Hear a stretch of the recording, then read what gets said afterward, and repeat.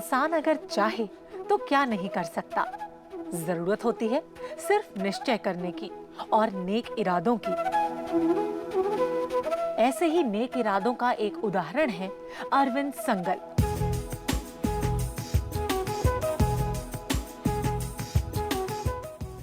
उत्तर प्रदेश के गांव शामली में इनका जन्म हुआ। शिक्षा को आधार बनाकर अपने समाज और देश के लिए कुछ करने की प्रेरणा अरविंद को उनके माता-पिता से मिली। जब मैं दिल्ली में रहता था तो मेरे शामली में एक क्रिश्चियन स्कूल खुला, सेंट फ्रांसिस के नाम से। तो उम्र में 23-24 वर्ष की उम्र थी मेरी। उस वक्त मैं मानता हूं कि बहुत ज्यादा परिपक्व भी नहीं था। उस वक्त ये आया कि दिमाग में बात कि बाहर से लोग आकर हमारी शामली में स्कूल खोल सकते हैं, शामली के लोग क्यों नहीं खोल सकते। अपनी सीए करने के दौरान उन्हें ये ख्याल आया कि शिक्षा से ही समाज को बदला जा सकता है, अपने जीवन को एक बेहतर रूप दिया जा सकता है। अरविंद ने अपने स्तर पर जी जान से कोशिश की और अपने ख्वाब को पूरा करने में जुट गए। अपनी शिक्षा जो मैं सीए कर रहा था, सीए इंटरमीडिएट में मेरे 64% मार्क्स आए थे और मैं कुदरत ने ऐसी प्रेरणा डाली, उसको रोक कर घर चलाया और फादर से कहा कि मुझे तो स्कूल खोलना है शामली में। यहां प्रेरणा मिली कि दूसरे लोग आकर शामली में अगर विद्यादान कर सकते हैं तो शामली के लोग क्यों ऐसा नहीं कर सकते। एक छोटे से स्कूल से शुरू करके आज अरविंद ने कई और स्कूल शुरू किए हैं। यहाँ की शिक्षा पद्धति बाकी स्कूलों से काफी अलग है। यहाँ बच्चों की पढ़ाई के साथ साथ उन बातों पर भी ध्यान दिया जाता है जिससे वो अपने भविष्य में एक बेहतर इंसान बनकर अपने समाज और अपने देश के लिए कुछ कर सकें। अपने सेंट आरसी स्कूल शामली में 100% डिजिटल टेक्निक से पढ़ाई कराई जा रही है और ये केवल इस मेरठ मंडल में हमारा प्रथम स्कूल था। चूंकि इसलिए था ये, इसके लिए हम कोई बच्चों से एक्स्ट्रा फीस भी नहीं लेते, 1 रुपया भी नहीं। क्यों नहीं लेते? चूंकि हमारा स्कूल का मिशन ही ये है कि हम बच्चों को शिक्षा ग्रहण कराएं, न कि प्रॉफिट कर लें।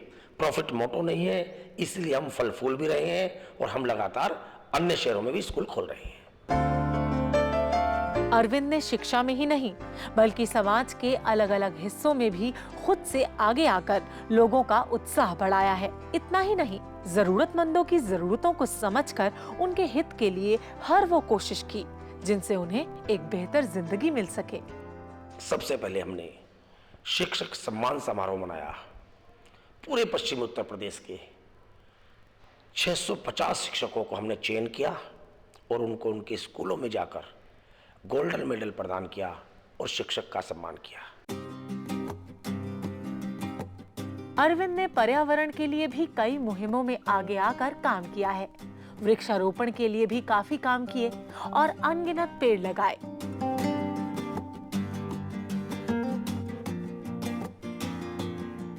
यमुना नदी में प्रदूषण के खिलाफ अरविंद ने बढ़ चढ़कर हिस्सा लिया और उसके खिलाफ भी काम किया और आज यही शिक्षा अपने स्कूल के बच्चों को दे रहे हैं। पर्यावरण के विषय में हमारी जो सबसे बड़ी समस्या मैं समझता हूं वो दूषित जल है। वृक्ष हम लगा सकते हैं, हमारी संतति लगा सकती है, लेकिन जल को दूषित होने से बचाना बहुत जरूरी आज है। इसके जल के दूषित होने से पेट के संबंधी बहुत बीमारियां हो रही हैं और जिससे हमारा शरीर बहुत खराब हो रहा है। दीवारों पर रखी ये ट्रॉफीज इस बात की गवाह हैं कि किसी भी काम को अंजाम देने में समर्पण और लगन बेहद जरूरी है। लेकिन इतना कुछ करने के बाद भी अरविंद के समाज के प्रति लगाव काबिले तारीफ है।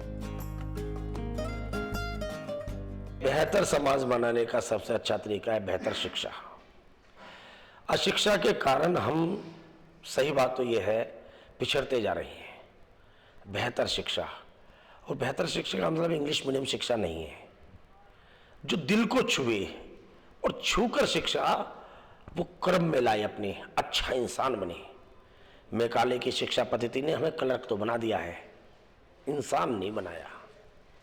इंसान बनाने की शिक्षा मिले, ये मैं मानता हूं, मेरा सोचना क्लियर है, उससे हम समाज को बेहतर बना सकते हैं। गांधी जी के आदर्शों को अपने जीवन में उतारकर समाज और देश की भलाई के लिए अरविंद के जोश और हौसले को देखकर तो यही लगता है कि हमें भी आगे आकर कुछ ऐसा ही करना चाहिए, जिससे हम अपने आसपास अगर थोड़ा बहुत भी कुछ बदलाव ला सके तो हमारे समाज को एक बेहतर शुरुआत मिल सकती है। बस अगर जरूरत है तो खुद की सोच को बदलने की।